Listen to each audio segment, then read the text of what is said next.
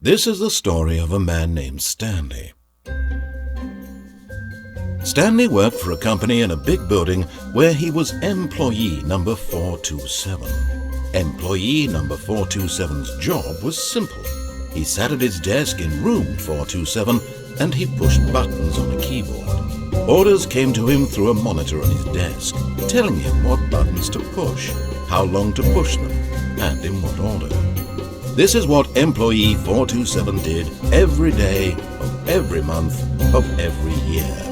And although others might have considered it soul-rending, Stanley relished every moment that the orders came in, as though he had been made exactly for this job. And Stanley was happy.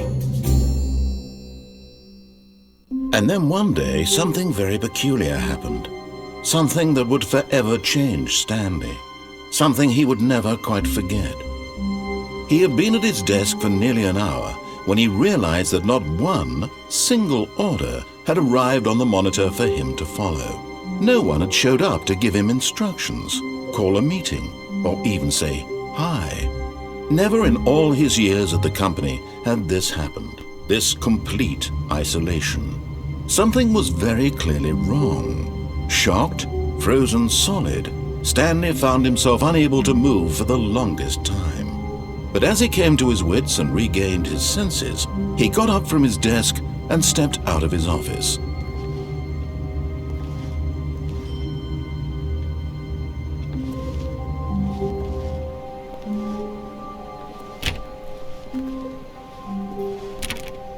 All of his co-workers were gone. What could it mean? Stanley decided to go to the meeting room. Perhaps he had simply missed a memo.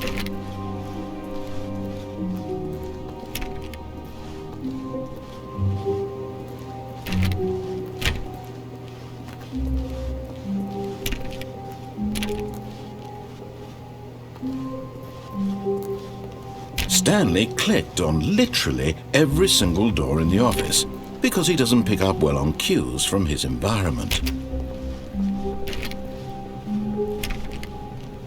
When Stanley came to a set of 2 open doors, he entered the door on his left.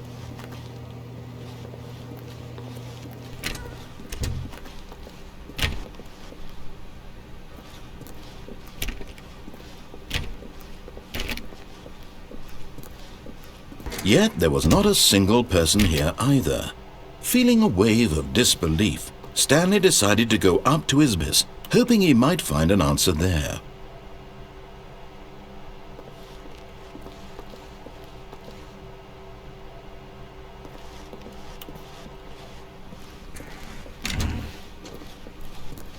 Stanley stepped into the broom closet, but there was nothing here, so he turned around and got back on track.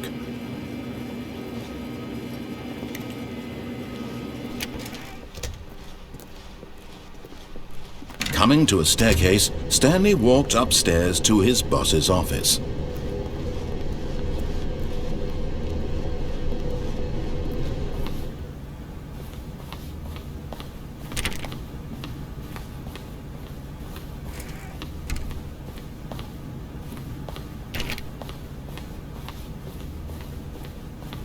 Stepping into his manager's office, Stanley was once again stunned to discover not an indication of any human life. Shocked, unraveled, Stanley wondered in disbelief who orchestrated this, what dark secret was being held from him. What he could not have known was that the keypad behind the boss's desk guarded the terrible truth that his boss had been keeping from him. And so the boss had assigned it an extra secret PIN number, 2845. But of course, Stanley couldn't possibly have known this.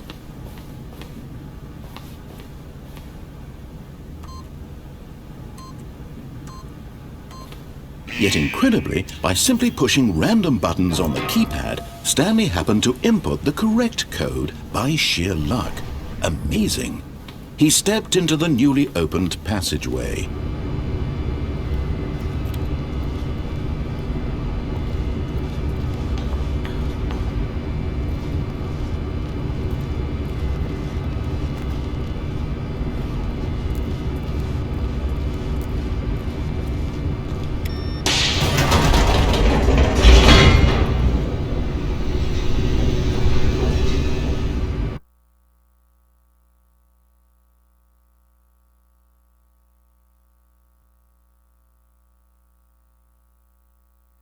Descending deeper into the building, Stanley realized he felt a bit peculiar.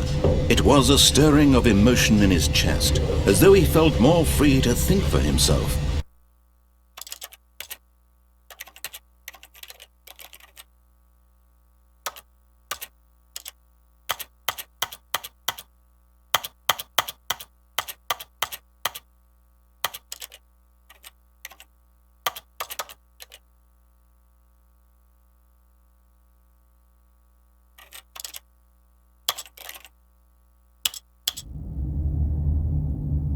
Why did he feel this now, when for years it had never occurred to him? This question would not go unanswered for long.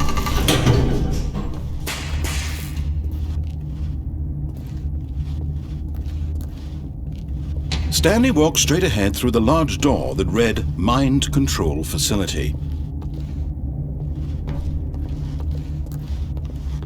Although this passageway had the word Escape written on it, the truth was that at the end of this hall, Stanley would meet his violent death.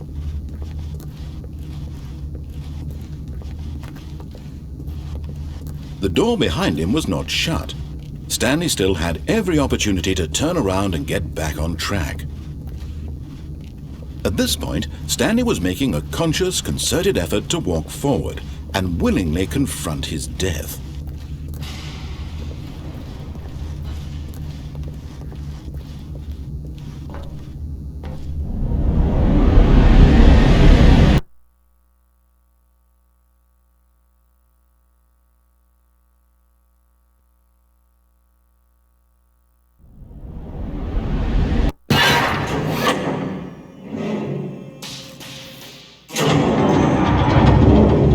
As the machine whirred into motion and Stanley was inched closer and closer to his demise, he reflected that his life had been of no consequence whatsoever. Stanley can't see the bigger picture. He doesn't know the real story, trapped forever in his narrow vision of what this world is. Perhaps his death was of no great loss, like plucking the eyeballs from a blind man. So he resigned and willingly accepted this violent end to his brief and shallow life. Farewell, Stanley.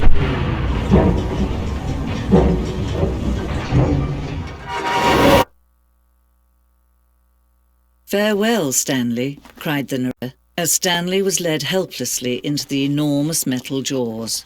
In a single visceral instant, Stanley was obliterated, as the machine crushed every bone in his body, killing him instantly.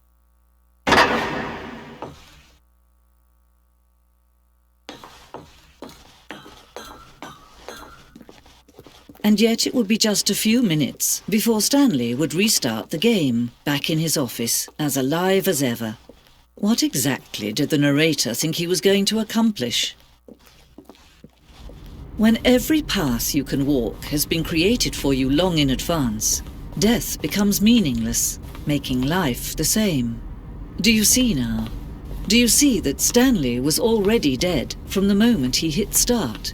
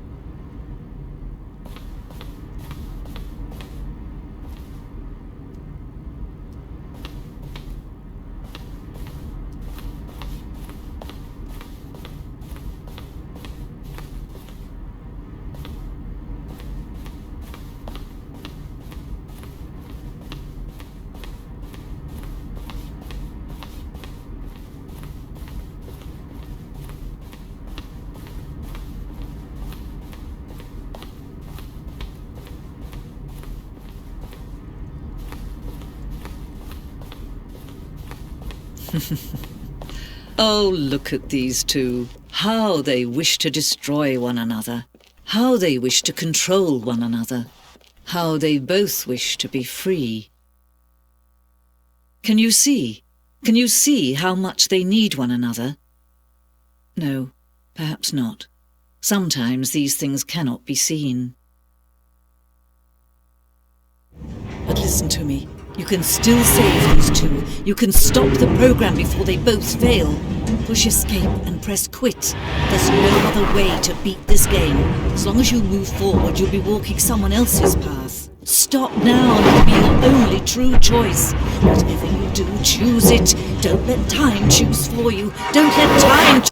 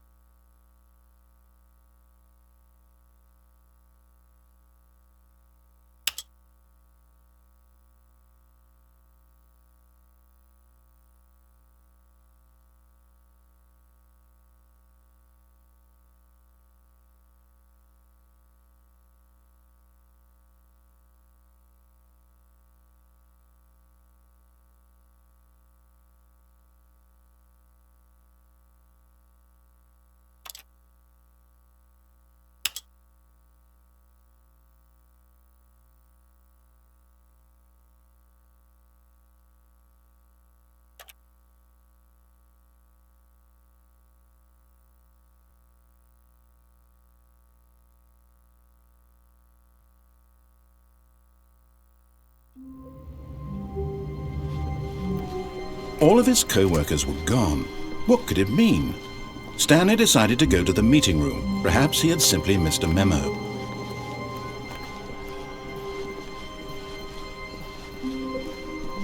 When Stanley came to a set of 2 open doors, he entered the door on his left.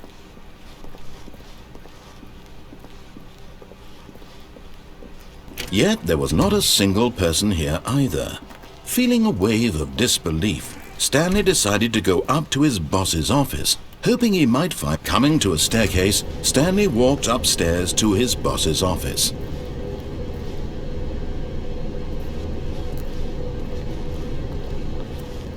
But Stanley just couldn't do it. He considered the possibility of facing his boss, admitting he had left his post during work hours. He might be fired for that. And in such a competitive economy, why had he taken that risk?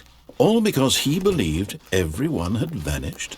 His boss would think he was crazy. And then something occurred to Stanley. Maybe, he thought to himself, maybe I am crazy. All of my co-workers blinking mysteriously out of existence in a single moment for no reason at all? None of it made any logical sense. And as Stanley pondered this, he began to make other strange observations.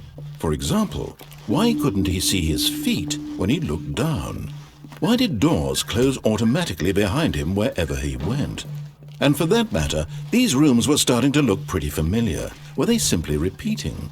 No, Stanley said to himself, this is all too strange. This can't be real. And at last, he came to the conclusion that had been on the tip of his tongue. He just hadn't found the words for it. I'm dreaming, he yelled. This is all a dream. Oh, what a relief Stanley felt to have finally found an answer, an explanation. His co-workers weren't actually gone. He wasn't going to lose his job. He wasn't crazy after all. And he thought to himself, I suppose I'll wake up soon. I'll have to go back to my boring real-life job pushing buttons. I may as well enjoy this while I'm still lucid. So, he imagined himself flying and began to gently float above the ground. Then he imagined himself soaring through space on a magical starfield, and it too appeared. It was so much fun, and Stanley marveled that he had still not woken up. How was he remaining so lucid? And then perhaps the strangest question of them all entered Stanley's head. One he was amazed he hadn't asked himself sooner. Why is there a voice in my head dictating everything that I'm doing and thinking? Now the voice was describing itself being considered by Stanley, who found it particularly strange. I'm dreaming about a voice describing me, thinking about how it's describing my thoughts, he thought. And while he thought it all very odd and wondered if this voice spoke to all people in their dreams, the truth was that, of course, this was not a dream. How could it be? Was Stanley simply deceiving himself, believing that if he's asleep he doesn't have to take responsibility for himself? Stanley is as awake right now as he's ever been in his life. Now, hearing the voice speak these words was quite a shock to Stanley. After all, he knew for certain, beyond a doubt, that this was in fact a dream. Did the voice not see him float and make the magical stars just a moment ago? How else would the voice explain all that? This voice was a part of himself too. Surely, if he could just... He would prove it. He would prove that he was in control, that this was a dream. So he closed his eyes gently, and he invited himself to wake up. He felt the cool weight of the blanket on his skin, the press of the mattress on his back, the fresh air of a world outside this one. Let me wake up, he thought to himself. I'm through with this dream. I wish it to be over. Let me go back to my job. Let me continue pushing the buttons. Please, it's all I want. I want my apartment, and my wife, and my job. All I want is my life exactly the way it's always been. My life is normal. I am normal. Everything will be fine. I am okay.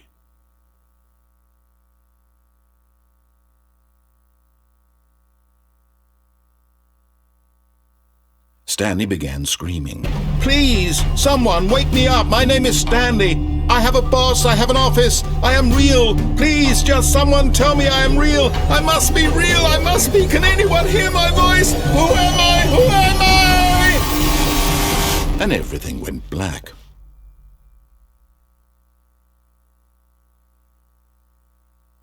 This is the story of a woman named Mariella. Mariella woke up on a day like any other. She arose, got dressed, gathered her belongings, and walked to her place of work. But on this particular day, her walk was interrupted by the body of a man who had stumbled through town talking and screaming to himself, and then collapsed dead on the sidewalk. And although she would soon turn to go call for an ambulance, for just a few brief moments she considered the strange man. He was obviously crazy. This much she knew. Everyone knows what crazy people look like. And in that moment, she thought to herself how lucky she was to be normal. I am sane. I am in control of my mind. I know what is real and what isn't. It was comforting to think this, and in a certain way, seeing this man made her feel better. But then she remembered the meeting she had scheduled for that day, the very important people whose impressions of her would affect her career, and by extension, the rest of her life. She had no time for this, so it was only a moment that she stood there, staring down at the body. And then she turned and ran.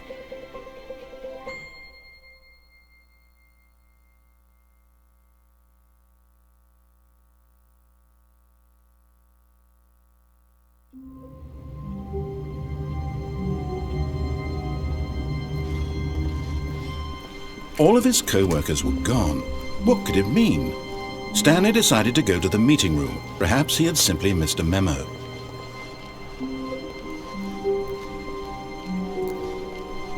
When Stanley came to a set of 2 open doors, he entered the door on his left.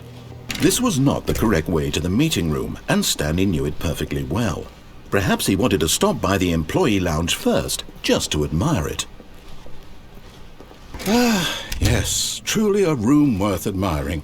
It had really been worth the detour after all, just to spend a few moments here, but eager to get back to business, Stanley took the first open door on his left.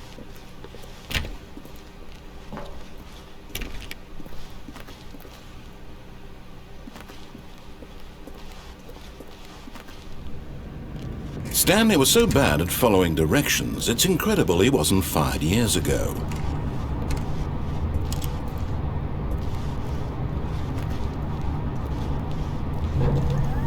Look, Stanley, I think perhaps we've gotten off on the wrong foot here. I'm not your enemy, really, I'm not. I realize that investing your trust in someone else can be difficult, but the fact is that the story has been about nothing but you all this time. There's someone you've been neglecting, Stanley. Someone you've forgotten about. Please, stop trying to make every decision by yourself. Now, I'm not asking for me, I'm asking for her. This is it, Stanley. Your chance to redeem yourself. To put your work aside. To let her back into your life. She's been waiting.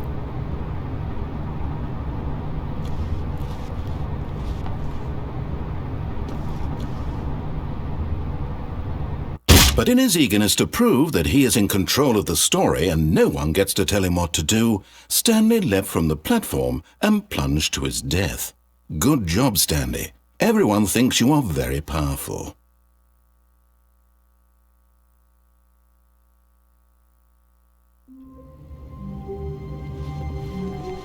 Stanley decided to go to the meeting room to check on his co-workers. He never functioned well by himself and constantly needed support and guidance from others, so the thought of total solitude was terrifying to him. When Stanley came to a set of 2 open doors, this was not the correct way to the meeting room, and Stanley knew it perfectly well. Perhaps he wanted to stop by the employee lounge first, just to admire it. Wow, yes, this room. But eager to get back to business, Stanley took the first open door on his left. And so he detoured through the maintenance section, walked straight ahead to the opposite door, and got back on track.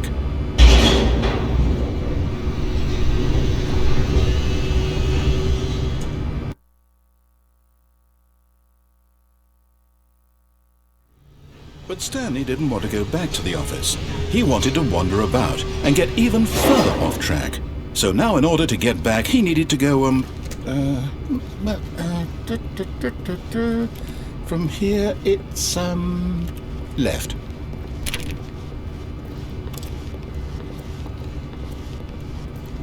Oh, no, it's to the right, my mistake. No, not the right. Why would I have ever said it was to the right? What was I thinking? It's clearly... Oh dear, would you hold on for a minute, please? Now, let's see. We went down right, left, down, left, right. Yep, okay, yes. I've got it now. This story is absolutely, definitely this way.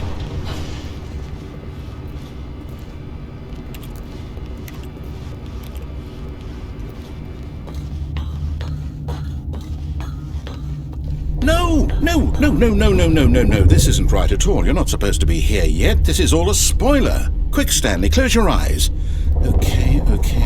We just have to get back to, oh, who am I kidding? It's all rubbish now. The whole story completely unusable.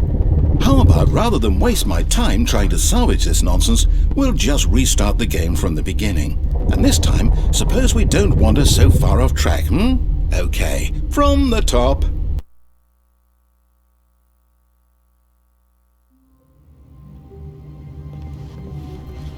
All of his co-workers were gone. What could it mean? Stanley decided to go to the meeting room. Perhaps he had simply missed a memo.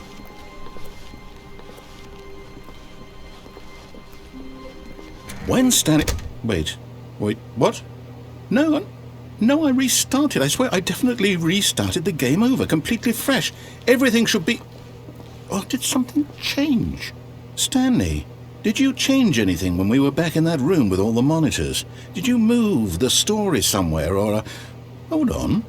Why am I asking you? I'm the one who wrote the story. It was right here just a minute ago. I know for sure that it's here somewhere. Okay then. It's an adventure. Come, Stanley. Let's find the story.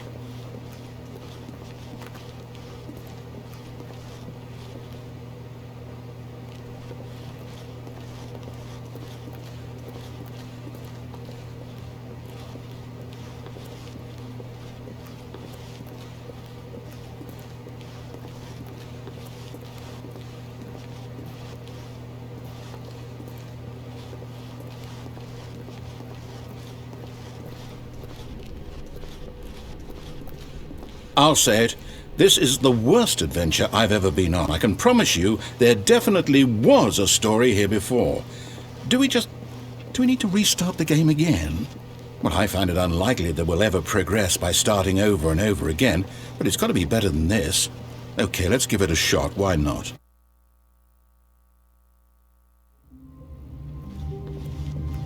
All of his co-workers were gone. What could it mean? Stanley decided to go to the meeting room. Perhaps he had simply missed a memo.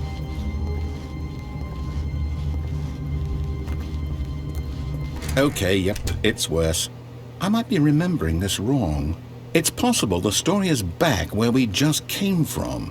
Why don't we go back the other direction and see if we missed anything?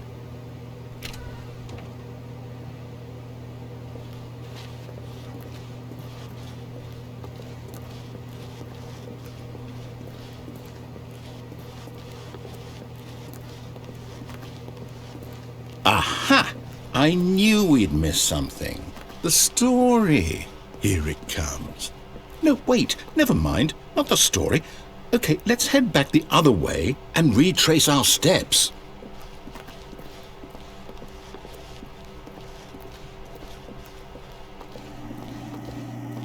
Now this... Well, I'll be honest, I don't recognize this place at all. Is this the story? I don't think so. I can't quite recall, but I believe my story took place in an office building. Is that correct? Do you remember, Stanley? Well, do you know what? Since I've completely forgotten what we were supposed to be doing, how about this? You win! Congratulations! I know you put in a lot of hard work, and it really paid off, so good job. Oh, no, I don't feel right about this at all. We both know you didn't put in any actual work for that win. Some people win fair and square, and this was not one of those situations. Okay, I'm getting weirded out by whatever this place is. I don't care what might happen this time, I have to restart.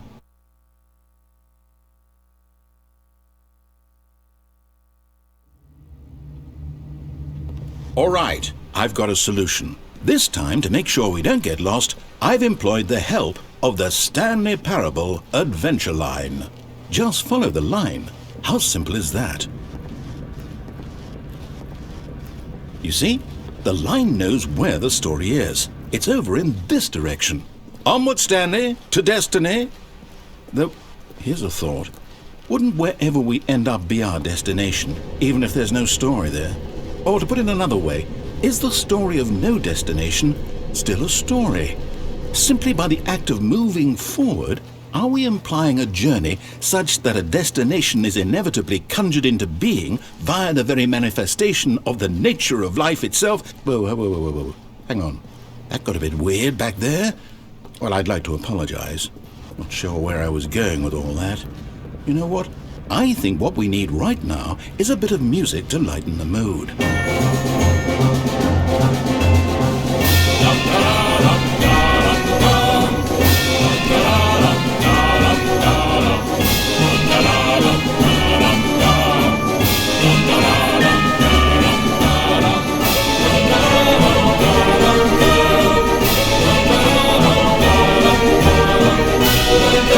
Cut the music, go back and look at that fern. Wait, what? We're back at the office? No. Line, you do know we're looking for the Stanley Parable, right? The story is... Oh, no, not again. Line, how could you have done this to us? And after we trusted you, after everything we've been through, you... Oh, I can't take this anymore. To hell with it. Restart.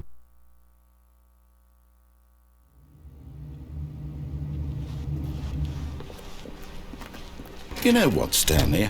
I say forget the adventure line. What's it ever done for us? We're intelligent people, right? Why can't we make up our own story? Something exciting, daring, mysterious. Ooh, this all sounds perfectly doable. Why don't we simply start wandering in, well, I don't know. How about this direction? Now, yes, this is exciting. Just me and Stanley forging a new path, a new story. Well, it could be anything. What do you want our story to be? Go wild. Use your imagination. Whatever it might be, Stanley, I'm ready for it. Oh, no, not you again. Stanley, I'd also like to veto the line from having any role in our awesome new story. No lines or monitor rooms. Just don't acknowledge it, and we should be fine.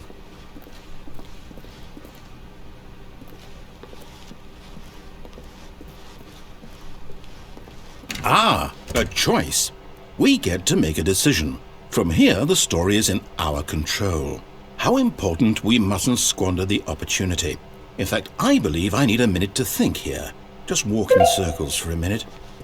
Okay, so I know that each door has to lead somewhere, which means that somewhere, the place where we're trying to go, there must be a reverse door that leads here. And that in turn means that our destination corresponds with the counter-inverted reverse door's origin. So starting from the right, let us ask, will taking the right door lead us to where we're going? And since the answer is clearly yes, then by all accounts, the door on the right is the correct one. Another victory for logic. Come, Stanley, our destiny awaits.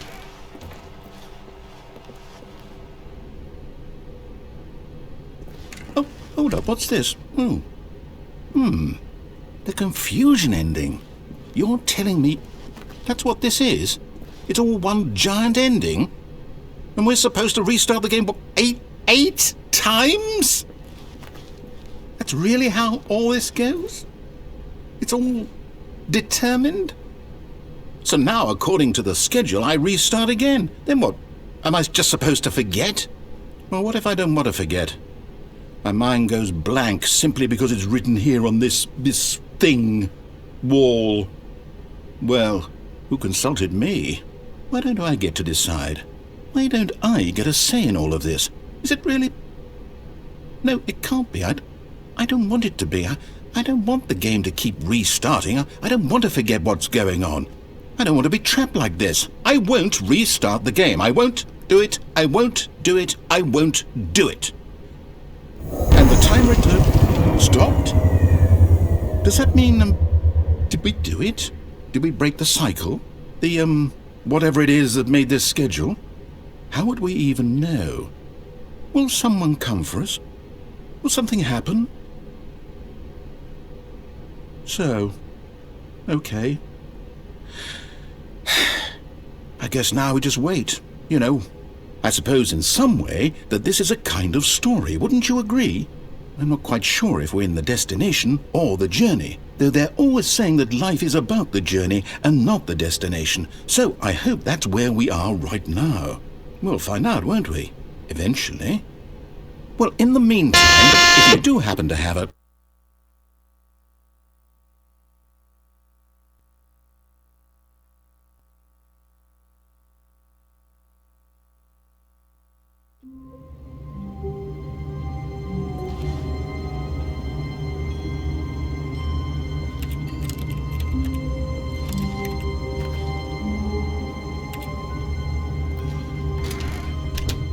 But Stanley simply couldn't handle the pressure. What if he had to make a decision? What if a crucial outcome fell under his responsibility? He had never been trained for that. No. This couldn't go anywhere except badly. The thing to do now, Stanley thought to himself, is to wait. Nothing will hurt me. Nothing will break me. In here I can be happy forever. I will be happy. Stanley waited. Hours passed, then days. Had years gone by? He no longer had the ability to tell. But the one thing he knew for sure, beyond any doubt, was that if he waited long enough, the answers would come. Eventually, someday, they would arrive. Soon, very soon now, this will end. He will be spoken to. He will be told what to do. Now it's just a little bit closer. Now it's even closer. Here it comes.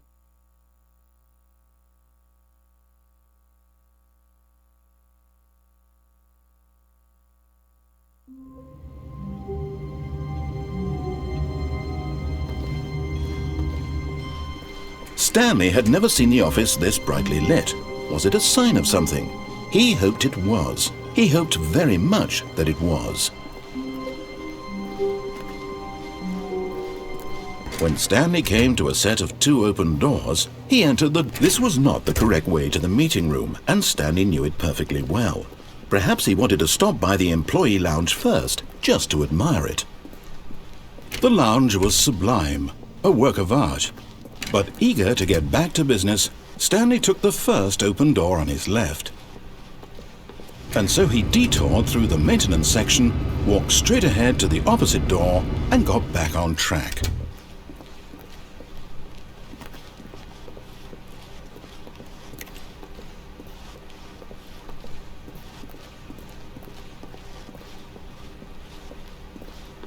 Yet there was not a single person here either. Feeling a wave of disbelief, Stanley decided to go up to his boss's office, hoping he might find an answer there. Coming to a staircase, Stanley walked upstairs to his boss's office.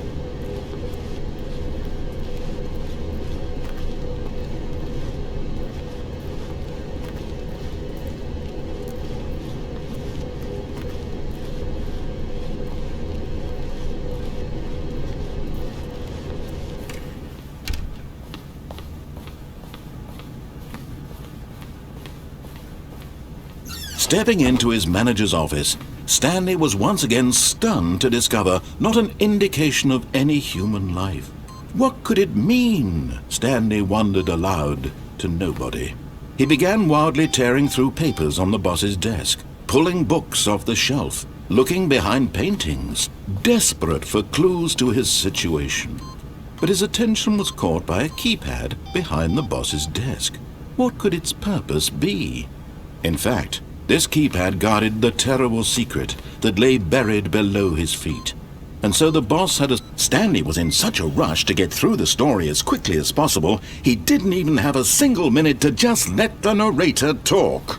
That kind of anxiety isn't healthy, so he relaxed for a few moments with some calming New Age music.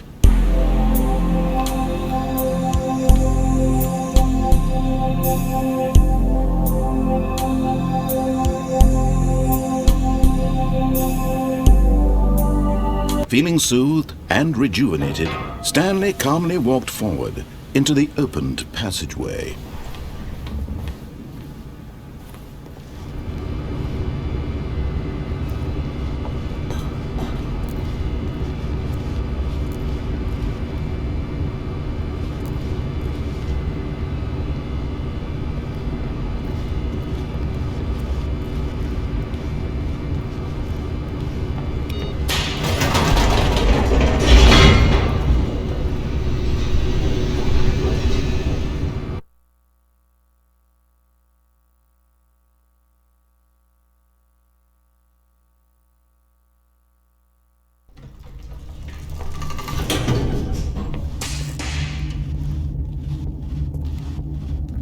Stanley walked straight ahead through the large door that read Mind Control Facility.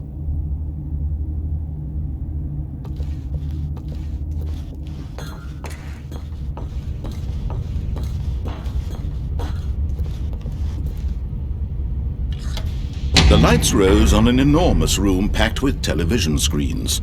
What horrible secret did this place hold? Stanley thought to himself. Did he have the strength to find out?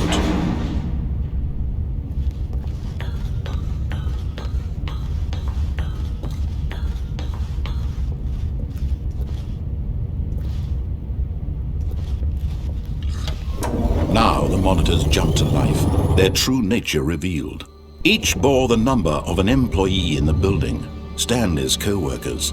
The lives of so many individuals reduced to images on a screen, and Stanley, one of them, eternally monitored in this place where freedom meant nothing.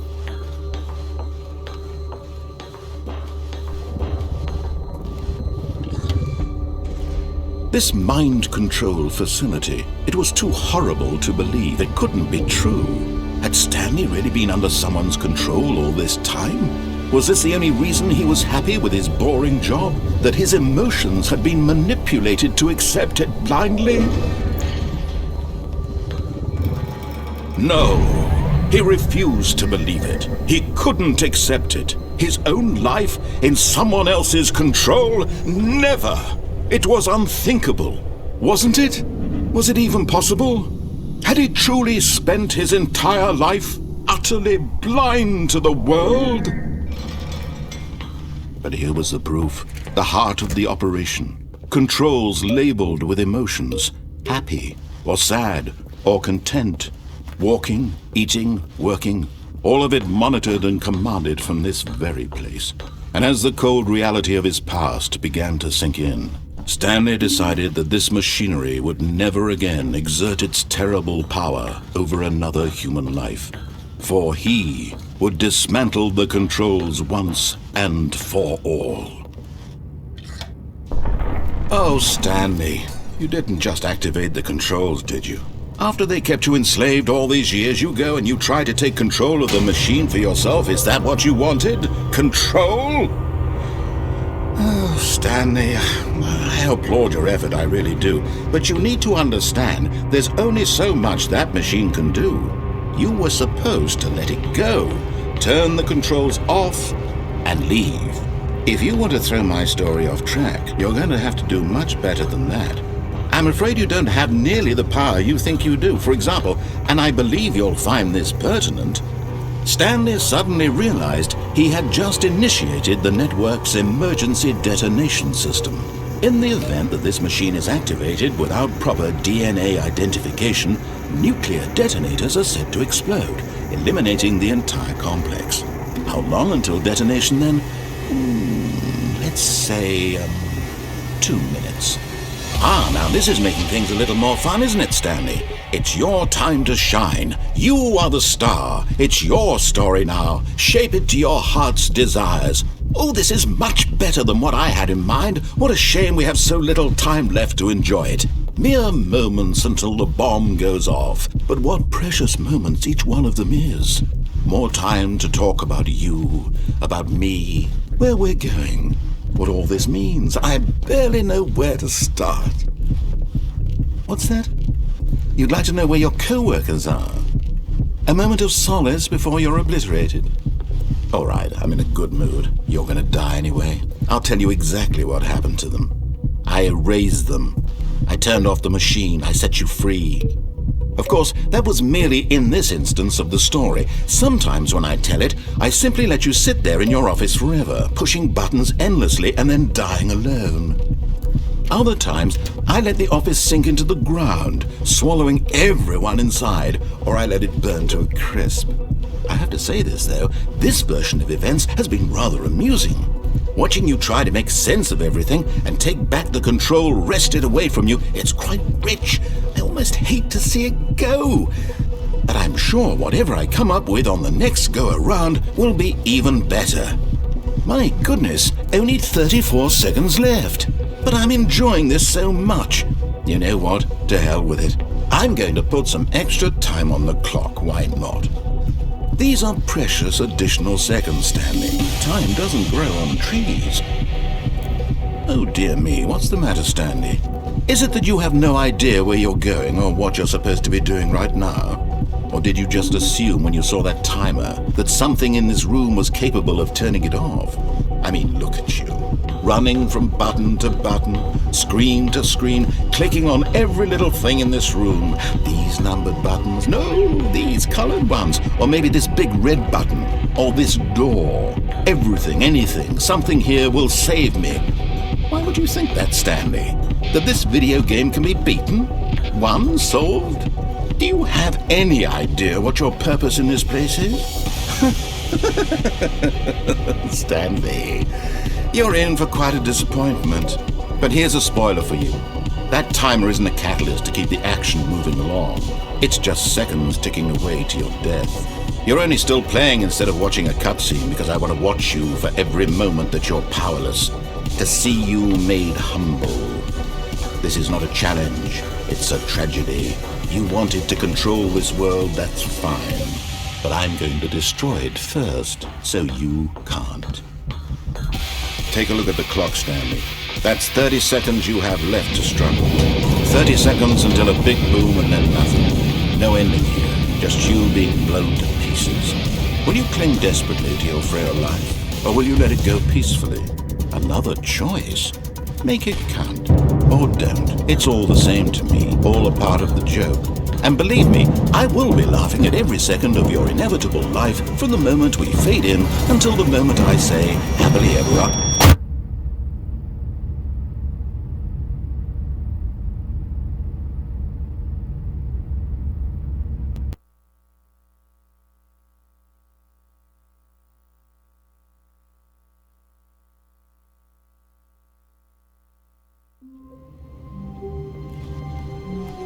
Already this was uncomfortable, and Stanley decided that as soon as he found a new space he felt safe in, that he would never leave it again in his life.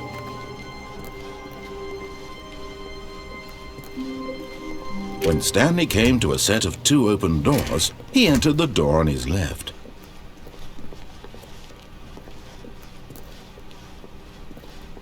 Yet there was not a single person here either. Feeling a wave of disbelief, Stanley decided to go up to his boss's office. Coming to a staircase, Stanley walked upstairs to his boss's office.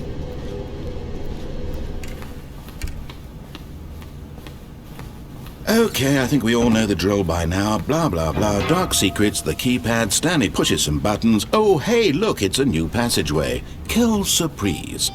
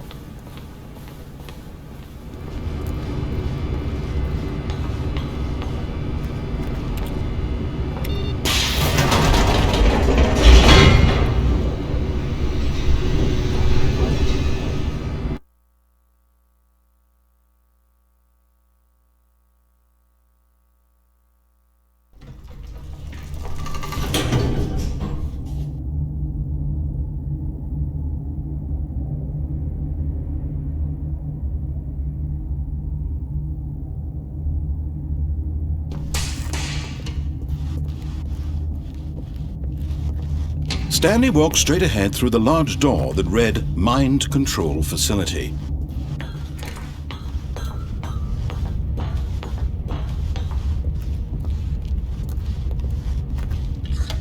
The lights rose on an enormous room packed with television screens.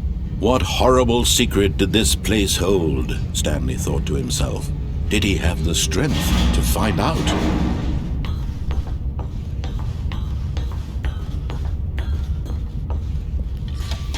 Now the monitors jumped to life, their true nature revealed. Each bore the number of an employee in the building, Stanley's co-workers. The lives of so many individuals reduced to images on a screen, and Stanley, one of them, eternally monitored in this place where freedom meant nothing. This mind control facility, it was too horrible to believe. It couldn't be true.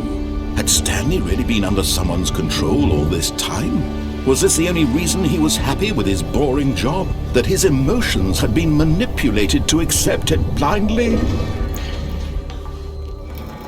No, he refused to believe it. He couldn't accept it. His own life in someone else's control? Never!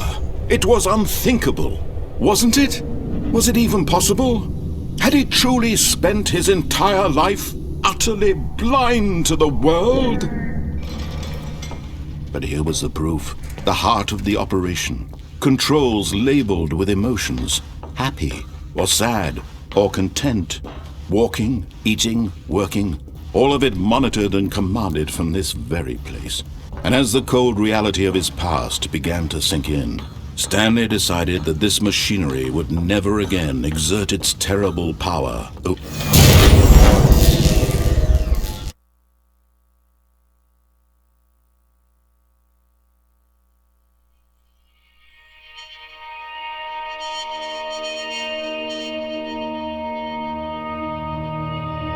Blackness and a rising chill of uncertainty. Was it over?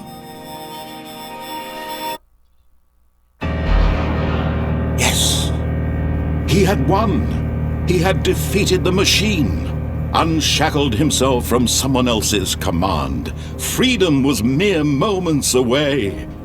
And yet, even as the immense door slowly opened, Stanley reflected on how many puzzles still lay unsolved. Where had his co-workers gone? How had he been freed from the machine's grasp? What other mysteries did this strange building hold? But as sunlight streamed into the chamber, he realized none of this mattered to him, for it was not knowledge or even power that he had been seeking, but happiness. Perhaps his goal had not been to understand, but to let go. No longer would anyone tell him where to go, what to do, or how to feel. Whatever life he lives, it will be his. And that was all he needed to know. It was perhaps the only thing worth knowing. Stanley stepped through the open door.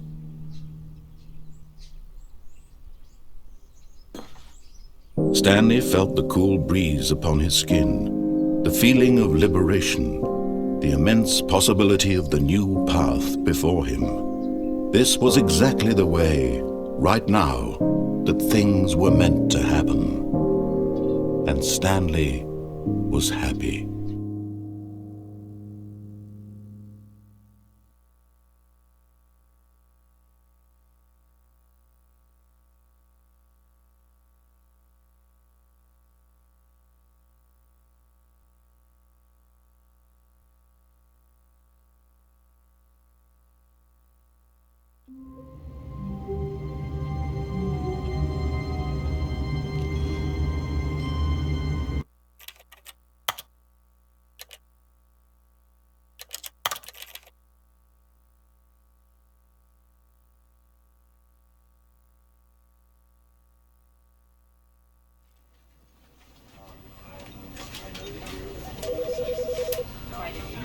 Closed doors, I'm a fool for your love.